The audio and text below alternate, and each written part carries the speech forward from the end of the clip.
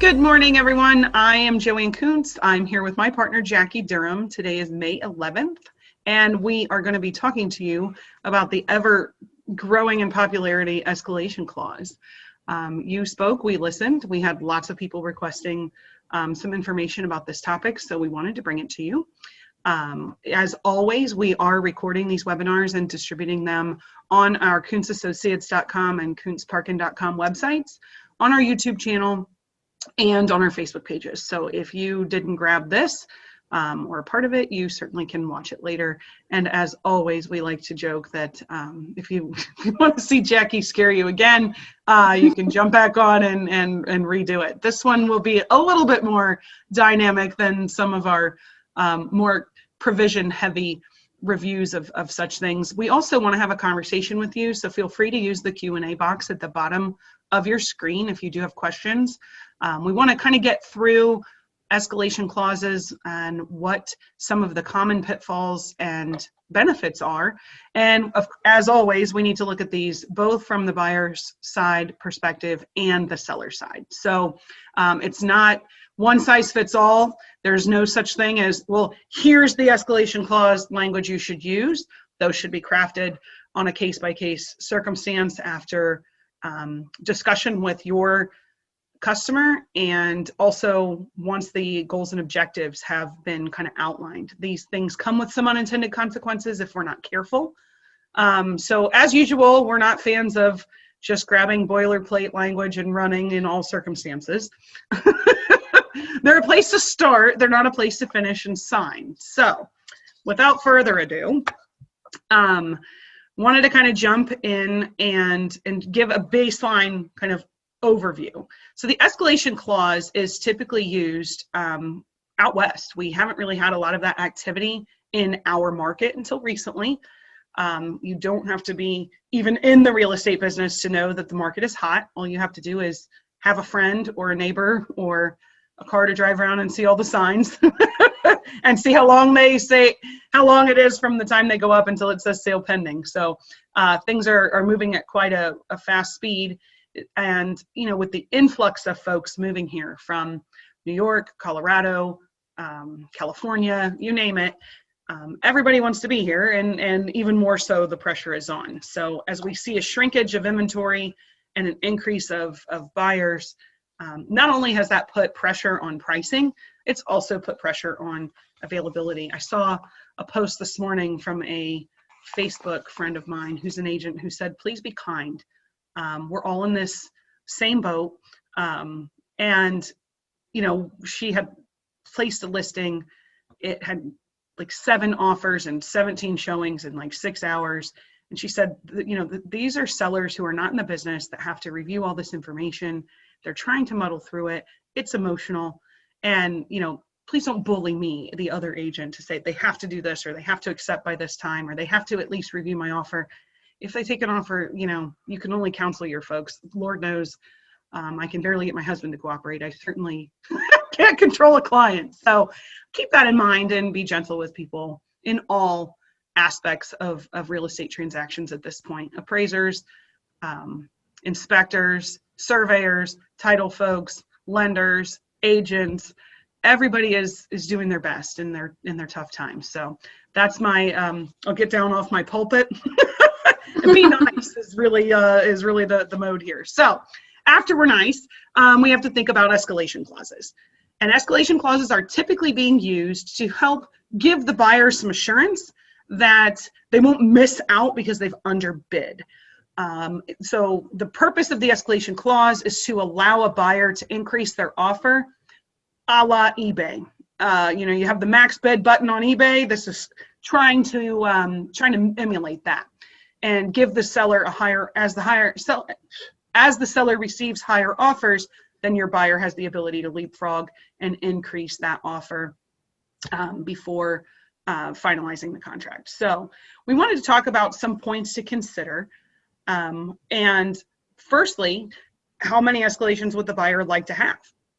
Is it just one? Like, my offer is 500 and I'll go up 1 to 510, or is it I'll make 5 escalations of $5,000? You know, what's the limit, and when does that limit hit? When does it stop? And that is a whole nother discussion in and of itself, right, Jackie? It's Oh, not just yeah. that simple.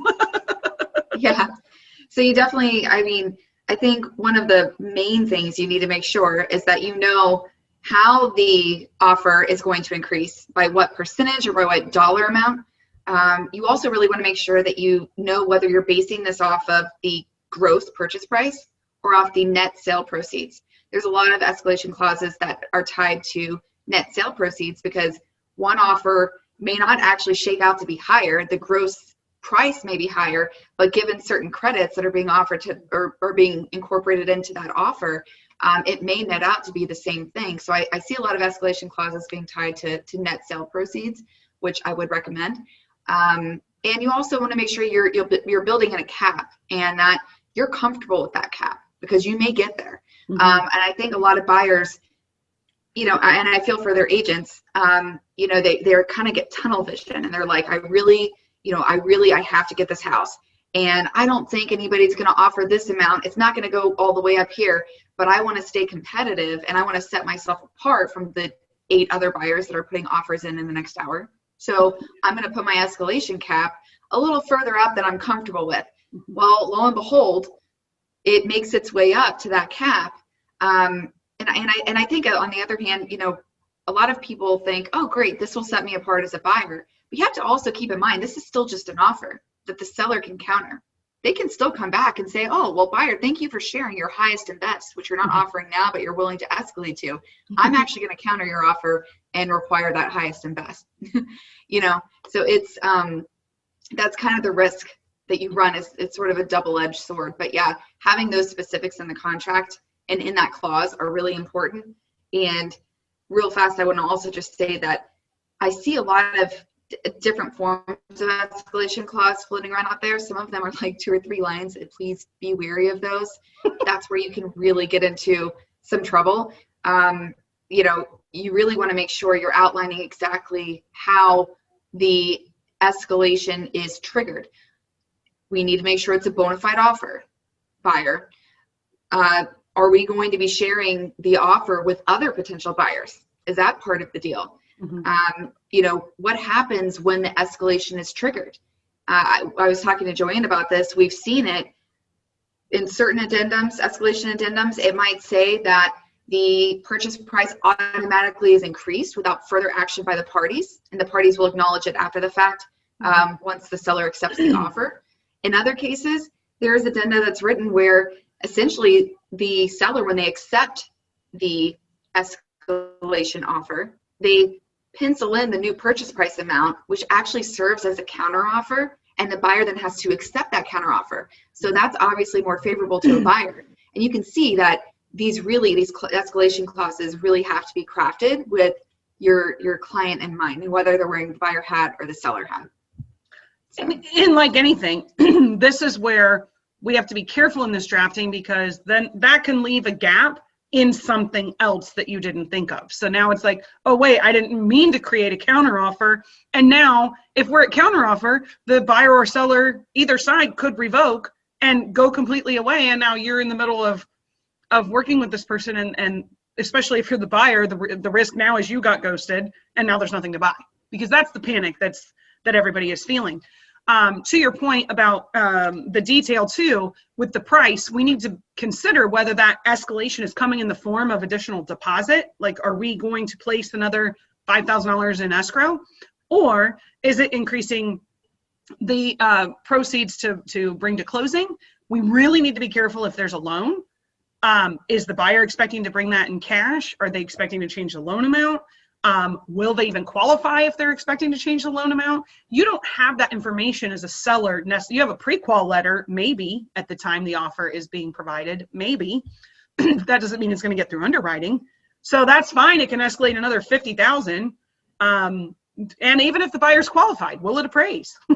Exactly. That's the problem that we're seeing, because while you would argue that clearly the market is showing that this is the right price, the closings are 30 or 60 days lagging. So the data that the appraiser has to use is now 60 days old. So it could be $25,000 more is the market value today, but the appraiser can't show closed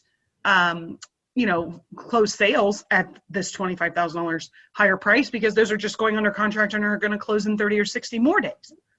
So you really, it can give the seller a false sense of security, like, ooh, I sold it for 40 grand over the list price, but are you actually going to take that home by the time there's a financing issue? And you can say, make them waive the financing contingency.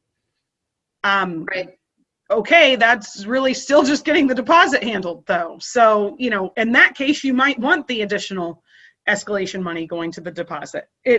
This knife cuts both ways. So we're going to be throwing this stuff out at you, and trying to distinguish, this is what's good for buyer, this is what's good for seller.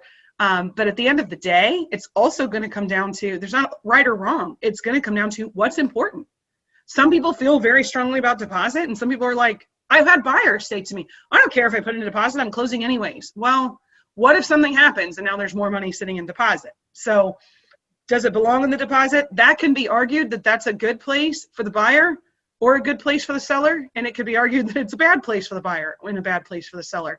It really depends what their ultimate goals and objectives are.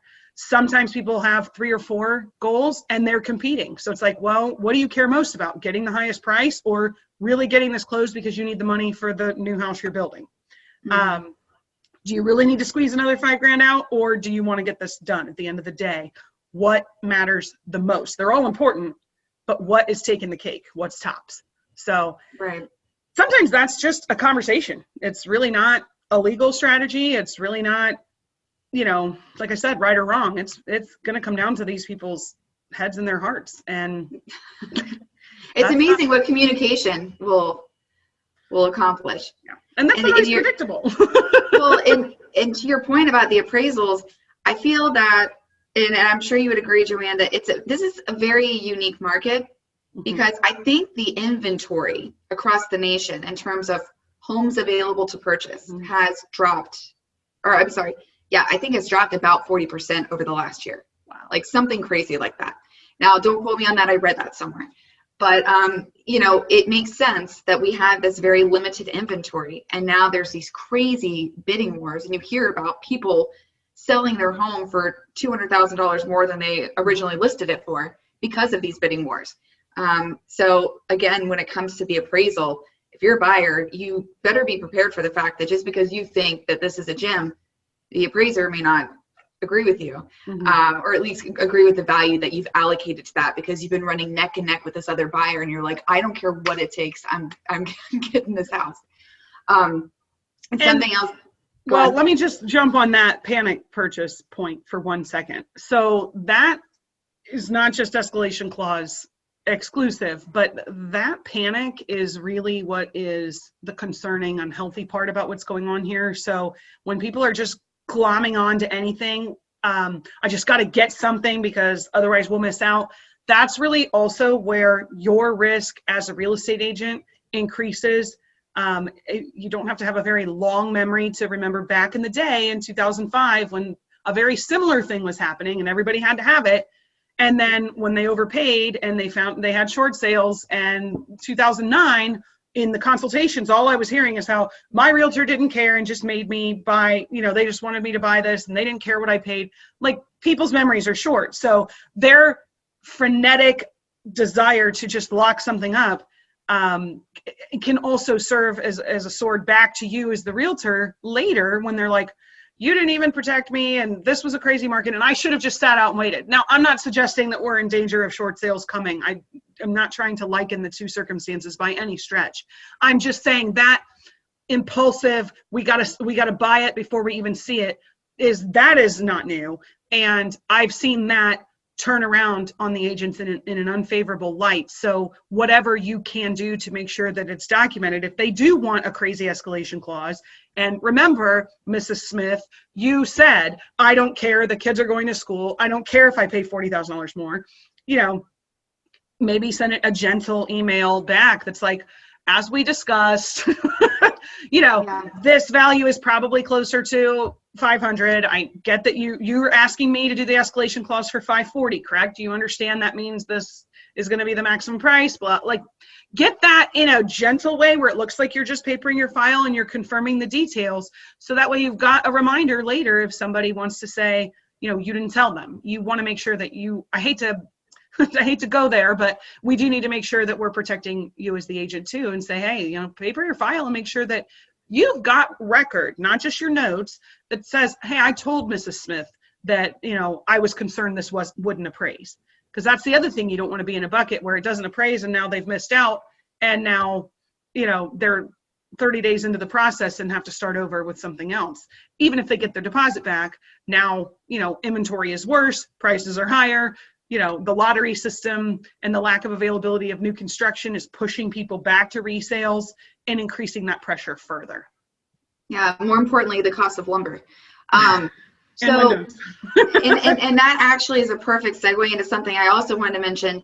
A lot of these escalation clauses or addenda, if they're drafted well, they are going to include a hold harmless and indemnity provision in favor of the agent, which is just another belts and suspenders to protect yourself. You need the email to your client outlining the risks. But if you also include a provision that holds you as the agent harmless in the event that this doesn't shake out the way that your client wants it to shake out, I think that's also something that can be included to protect you. And I've seen it included in several of those escalation clauses. And it's not like alarming.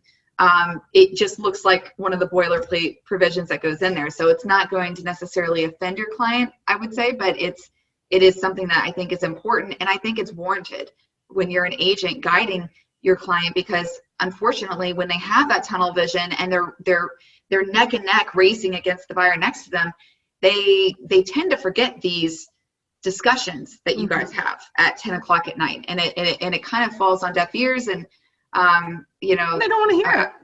Yeah, they don't want to hear it. And something else I would mention is you really need to make sure, because I've seen addenda that fails to cover this, and it really, in those situations, thankfully the deal worked out, but had it not, it could have had some unintended consequences. You want to make sure that the escalation terms terminate upon the acceptance of the offer. If they don't automatically terminate upon acceptance of the offer, now you're running into a situation where the escalation terms can carry on indefinitely through the entire term of the contract until it closes. Can you imagine your client thinks they've gone under contract to purchase it for $350, and lo and behold, their escalation clause is triggered after inspections a week before closing, and now they're buying it for $20,000 more. You will not be popular. So. No, definitely not.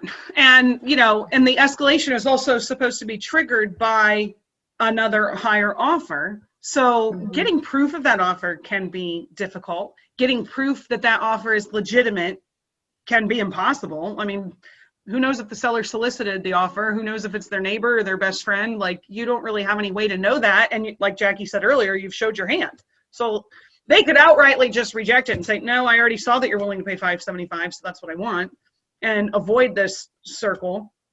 But some people, once that's laid out in front of them, that's the path they're taking.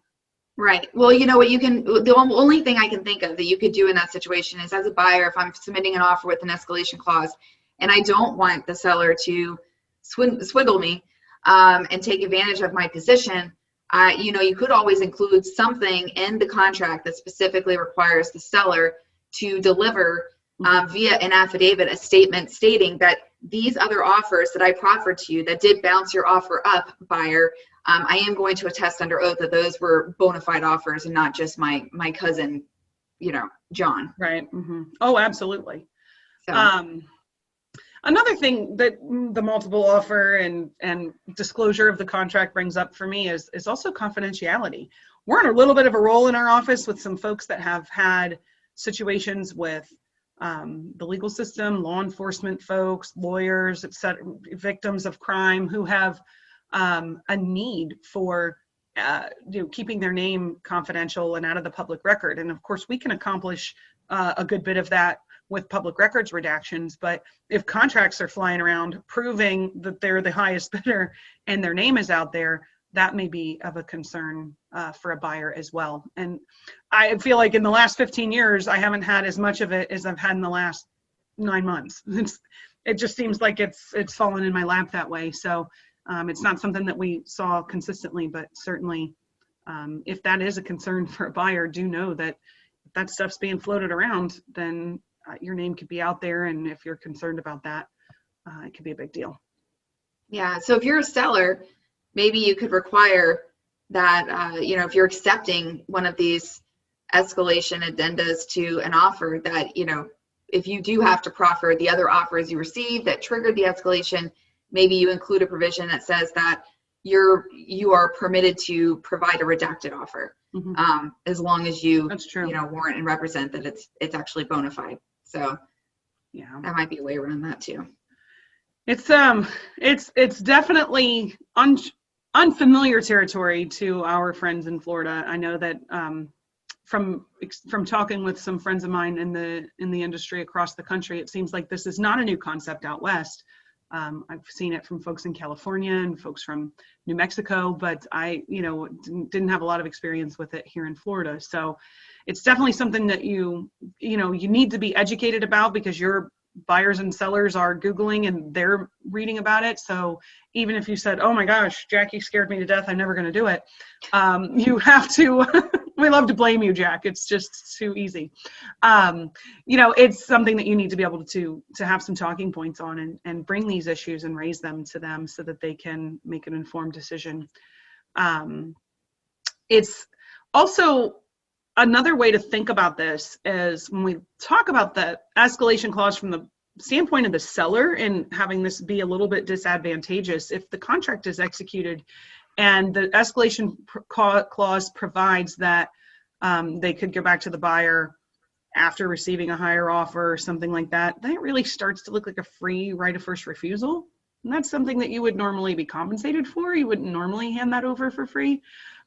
So it's you know, it's packaged differently. It's got a different name, but as you start to really look at it, the outcome sort of looks like that.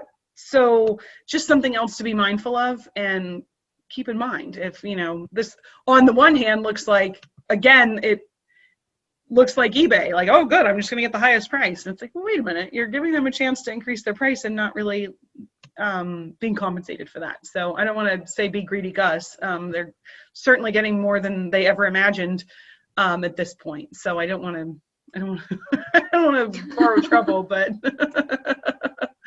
so any questions? Let me see here if I can go down to the question box. Either we're doing a great job or folks are scared to death now. Oh, mercy. Anything else that you have, Jack? No, you know, I would just say, you know, I think the sword cuts both ways. I think that if you're a buyer, if this is crafted properly, great. It might set you apart from the other buyers.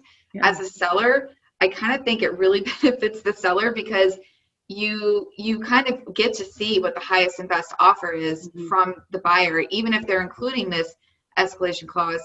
And at the same time, this is still an offer, and the seller still has to accept that offer. So even if we get the, you know, with all of the other offers swirling around, you know, the buyer with the escalation clause, their offer gets bumped up to the cap, you can still come back and counter that offer. You have not accepted that offer yet. So, you know, as a buyer, keep that in mind. You might reach your cap just for the seller to turn around and say, I think I want 5,000 more. And they're within their rights to do that. It's not, you know, it's not ideal, but that is the market we're in. It's a seller's market. So I think that the best advice that I can offer anyone is that not all clauses are created equal. I would not pluck them from a blog post because they rarely are sufficient. And you really need to get with, you know, you need to work with your agent and you need to work with your real estate attorney to make sure that the way it's crafted achieves your goals based on your particular facts and circumstances, because what is good for one party is not necessarily going to be good for the other party. There's no one size fits all. Like Joanne said when we opened the webinar, I can't stress that enough. So it's super, super true. Now, all the questions out of the woodwork. Oh, there we go. Yeah. So Michelle says, when is a good time to reach you on drafting the addenda? Is it the time of the initial offer? I would say if you were an agent working with a buyer, I would be having this conversation before you're even looking at a particular house. This will also help protect you from the wife's falling in love with the kitchen and now everybody's sense is gone, right? Like nobody can think straight because all they're doing is picturing themselves in this house. So before there is a house and you're qualifying them and seeing like, do you have enough money? Are you like, do you have proof of funds? Do you have a pre-qual letter? While you're screening them, that's when I would say, how do you feel about this? You know, our market's hot. And I know that a lot of agents that I've interacted with are like, some people just had to miss out on a few offers before they learn. Like, you can school them all you want. You can do all the teaching you want. And sometimes you've just got to have people get there and feel the pain themselves. So that's legitimate. But to the best that you can, I would try to broach this topic ahead of time and say, you know, I like the idea, honestly, of sitting down with the buyer on the entire contract and saying, these are the provisions that we will have to fill in. So that way you've got an ability to move more swiftly when it is time to submit an offer, when they have fallen in love. So if you can broach the escalation clause concept at that point and say, are you willing to do that? If you are considering that, then it may be something that they want to go ahead and reach out and get done ahead of time. So that way they've got a lawyer who's handed you an escalation clause that says, all you guys have to do is work out the dollar figures. You know, if this is after meeting with the buyer and evaluating their concerns and discussing their goals and objectives, this is what I've drafted, and then you can put in whatever the numbers are. It's a $5,000 escalation up to $550 or $650 or whatever. The numbers can change based on the property, but that their terms are then set. That removes the liability from you as the agent, gives you that foundation where it's not just that it was in the heat of the moment and I didn't understand. No, Mrs. Buyer, we did this before you fell in love. I love that, even in regular times, but particularly now while everything is insane. Right. We have some good questions. Yeah, we really do. So go ahead, Jack. So there's one about multiple escalation clauses. And I think you need to think about this, like, let's like walk through the actual steps. If my buyer puts in an offer with an escalation clause and it bumps up in $2,000 increments up to $300,000, and somebody else comes in with a similar clause, each bump up is going to trigger the other contract's escalation clause. Mm-hmm. So you're still going to be, it's still going to operate the same way. Whenever the other offer with an escalation clause is automatically bumped up, that's probably going to bump yours up, and you're both very quickly going to probably reach your cap. So that's the way it works. Essentially, you're going to have to kind of compare each escalation clause to see exactly when yours is triggered again versus when theirs is triggered again, and that might give you an idea of where you're both going to land just by natural operation of the escalation clauses. And that might be where you come in and make a different offer to the seller because you're like, all right, this guy's going to outrun me very quickly. You know, that's how I would handle that. And again, that's why these clauses, you have to be very careful how they're crafted. Yeah. We also had another question about how do you bake in how the net sale proceeds is triggered. There's clauses that we can include, and you know, whether it's us or your real estate attorney that you use, they should be the ones crafting these provisions. Mm-hmm. I wouldn't just pluck something from online. It has to be very pointed and very deliberate. So it you know, the net sale proceeds, I am a big fan of definitions and being very clear. So I think that defining that in what the net sale proceeds looks like is a great idea. Yeah, I mean, and that may be something that, again, the people haven't even thought about. So like you opened with, is it gross sale price, is it net proceeds? You know, they may not have even gotten there yet. So if you can come to them ahead of time and work that out, it gives them a chance to play with fake numbers before there's real numbers on the table staring them down in the face. And I mentioned this about the buyer, but it's really the same thing on the listing side. As you take the listing, educate the seller. Hey, you might run into this, and these are the things you might want to evaluate. It's not just the number on the contract. I mean, a lot of people now are, unfortunately, if you are FHA or, you know, looking for some deposit credit or, closing cost credit from the seller, those are just being tossed aside. It's like, oh, you want something from me? Forget it. So, the seller needs to be prepared to know what kind of things they're going to be looking at, because what's going to happen is, first, they're already overwhelmed by the fact that much of this is unexpected. Like, they've heard the market's hot, but people don't understand what it means to really not be able to go to your house all day because you had 17 showings. Like, you're prepared when you're listing and the agent's telling you what to take off the wall and what to clean up and, get ready for the photos. That's one thing. And then,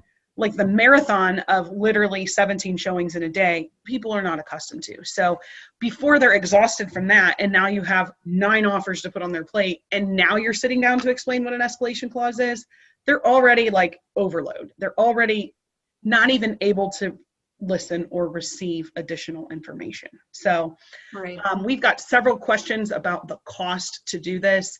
And I would say that also is going to be kind of on a case-by-case basis, depending on who you work with. Lots of times, your regular closing agent, if you're working with someone routinely, based on your relationship, may be willing to do those at no charge. They may have a nominal charge. They may price it based on the purchase price of the contract. You might pay less for $1 million one than you're going to pay for a $200,000 one, because there's also more risk involved for the lawyer who's putting their name on the line. So, I don't think you're talking about tens of thousands, but you're probably not talking about a couple hundred. This is a sophisticated, complex document, and there's a lot of listening that goes into this and a lot of ferreting out, because there's what people say, and then there's what they really want if you listen. So pharmaceutical commercials have trained people to just say, well, I need Prilosec. And it's like, well, tell me what hurts you. Tell me what is causing you to say that. And we see it with quitclaim deeds. We see it with lots of other aspects of closings. I don't need a survey. I don't need title insurance. And it's like, well, tell me more about that. Why? Don't just tell me what. Tell me why. And as we ferret through the why, oh, you're concerned that mom's going to the nursing home. Great. Well, this transfer is actually the worst thing you can do for that. So if we can hear more of the story, that helps us be able to do a better job. So if you have been accustomed to closing with a non-lawyer title agent, this is going to be another area where that's kind of a disadvantage, because are you going to send the closing to the title company and then the buyer's got to separately retain a lawyer for this narrow issue? That starts to get muddy, and I am a lawyer who does titles, so of course I think it's superior to a non-lawyer title company, where you can get the information from one person. So I'm admitting my bias, but that's something else to consider, is if you do have somebody that feels strongly about that, you might, on that particular transaction, want to introduce them to some real estate lawyers. So that's kind of hard to say, oh, it's X dollars, because some of them are going to be this big and some people are going to have lesser concerns. So the complexity of the document is probably going to have some effect on that pricing. But to not be terribly vague, I don't think you're talking about thousands of dollars. No, and it's also, like you said, going to depend on the facts and circumstances. We got another excellent question from Sandy. She's asking, so is it actually better if you do a larger bump up, 5,000 instead of 1,000, to get your maximum price, and then there are multiple escalation clauses? So if you are a buyer coming in and there's already 2 buyers that have submitted offers with escalation clauses, I would like to see those offers first, and then we craft our escalation clause accordingly. That's exactly why bringing in an attorney under those circumstances can really help. Yeah. Because we can kind of help you strategize in that respect. Now, if you're going to be the first offer with an escalation clause, unfortunately, you're kind of shooting in the dark because you don't know. You can make it a larger bump up as long as your client is comfortable with that. They may say, I only want to inch up as I have to. But I would agree with you, Sandy, that a larger bump is going to help you rise above those other escalation clause bumps that are included in other offers. But it also, after the fact, may make the buyer a little uncomfortable, because they're like, oh man, well, this person bumped up only $1,000 and now I'm offering $4,000 over what they're offering. Mm-hmm. So it's, you kind of have to just make sure what their comfort level is with that. But ultimately, because there's a cap in there, that's what they have to get comfortable with. Those are the two main terms I would make sure that they're comfortable with before remitting any kind of offer. Absolutely. Sandy's other question, the back end of it is, she's saying, I've written the escalation clause in a Word document and presented them with the offer. I also checked the other box in the addenda and type in escalation clause. That's perfectly fine way to reference that you are incorporating that addenda into the contract, so you're making it a part of it. And that's okay.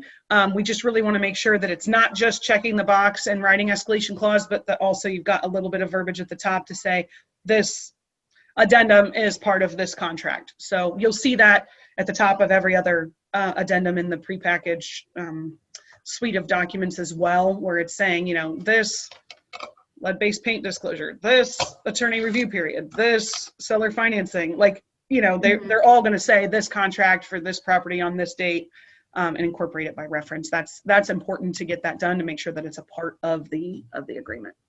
All right, and then so we have another question from Pam, another good one. She said, did you just say that if you're coming in with an offer and there are already other offers that have escalation clauses that you were supposed to ask to view those offers? If I'm a buyer coming in, yes, I would absolutely like to see the other offers.